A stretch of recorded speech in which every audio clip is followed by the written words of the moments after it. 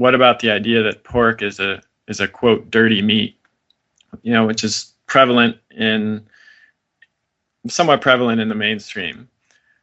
Conventionally raised pigs or pigs raised in confinement feeding operations are given a lot of antibiotics because of the conditions of their confinement. And the problem with this is that just like in humans, if you give animals a lot of antibiotics, they'll develop antibiotic-resistant superstrains of bacteria. So Canadian researchers have found antibiotic-resistant staph bacteria in conventionally raised pork products, and that could indeed be a problem. Also, improperly cooked and prepared pork may harbor parasites that can cause disease in humans. And there are two helminths or worms that we have in common. Both humans and pigs can be infected by them, and they cause the same diseases in pigs and in us. One is the nematode Trichinella spiralis, which causes trichinosis. That's the disease most people have heard of associated with pork. And then a tapeworm, Taenia solium.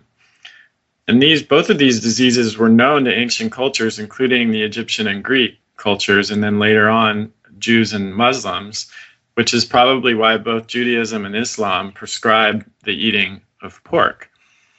But today, if you completely cook pork, if you cook it thoroughly, that should effectively kill the parasites if they're present. And that's probably why trichinosis has become pretty rare in the US, because cooking pork thoroughly has become a widespread practice. And traditionally, pork was marinated or cured, i.e. bacon, before cooking, because the marinating and curing helped kill the pathogens as well.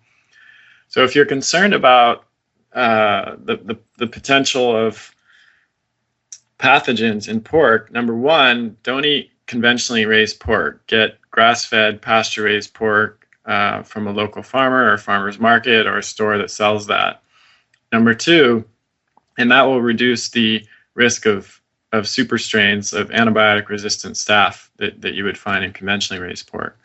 Number two, you can marinate or cure pork before eating it. The best one way to do that without using nitrates or nitrite salts is just to use a little bit of salt and a natural sweetener, such like maple sugar, to treat the meat, to marinate it for a period of time, maybe 18 hours, 24 hours, and some spices with flavor, and then just make sure to cook it all the way through, and it shouldn't be an issue.